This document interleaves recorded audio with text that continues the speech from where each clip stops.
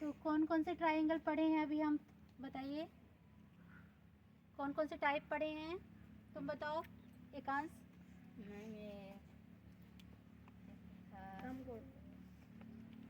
Triangles की types कौन कौन से पढ़े हैं?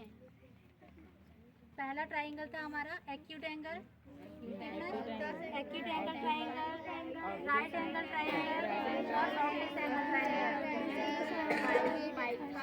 ठीक है ना। तो यहाँ सुनिए, अब यहाँ देखेंगे ये कौन सा ट्राइंगल दिखाई दे रहा है, ये राइट एंगल ट्राइंगल दिखाई दे रहा है। कैसे पता चला? क्योंकि यहाँ पे कौन सा कोड दिखाई दे रहा है, 90 डिग्री का, ठीक है।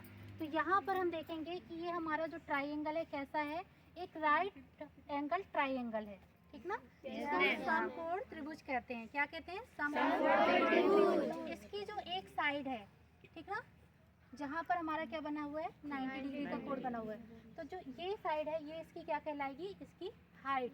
क्या कहलाएगी? हाइट। और ये जो इसकी जिस पर ये स्टैंड है ये ट्राइंगल, तो ये इसका क्या कहलाएगा, बेस, ठीक ना, ये इसका आधार कहलाएगा।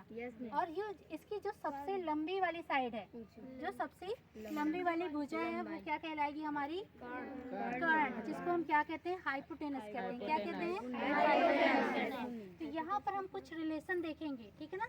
तो इस वाली साइड को जो हाइट है हम क्या मान के चलते हैं कि ये साइड का लेंथ है वो क्या है, क्या है, और इसका जो बेस है वो क्या है, हमारा बेस क्या है, हमारा बी। तो हम क्या करते हैं, ये जो हमारी ए है, मतलब जो हमारा हाइट है ए, इसके ही बराबर हम एक क्या लेते हैं, स्क्वायर लेते हैं। क्या लेते हैं? स्क्वायर। ये स्क्वायर दिखाई दे रहा है सभी को? दिखाई दे रहा है सभी को? कितने यूनिट का है स्क्वायर हमारा? 1 2 3। इसकी लेंथ कितनी है? 3। तो ये एक स्क्वायर है। यहाँ देखिए लेंथ और इसकी लेंथ और क्या ब्रेड जो है वो दोनों क्या है, सेम है।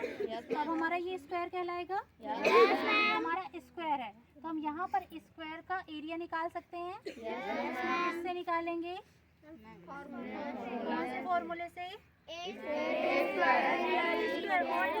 स्क्वायर से। क्या है? साइड इंटू साइड जो होता है वो स्क्वायर का एरिया है। एरिया ऑफ स्क्वायर लिखेंगे सभी, साइड इंटू साइड, ठीक ना। तो यहाँ पर हमारा जो ये स्क्वायर है इसका एरिया क्या आएगा, ए स्क्वायर।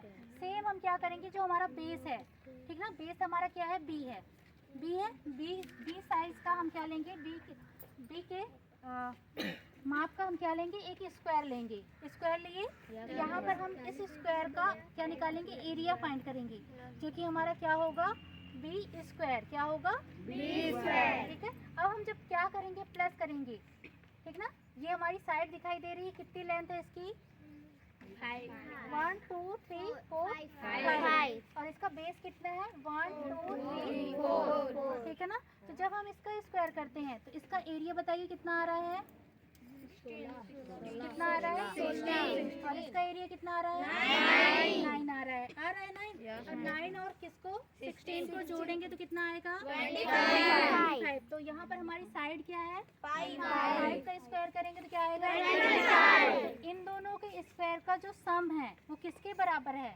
सी स्क्वायर के बराबर है, ठीक है ना। तो यहाँ पर हमारा sum of square of height and square of base is equal to square of hypotenuse side, ठीक ना। और यही हमारा ये जो रिलेशन है ये क्या कहलाता है, हमारा पाइथागोरस थ्योरम कहलाता है, ठीक है।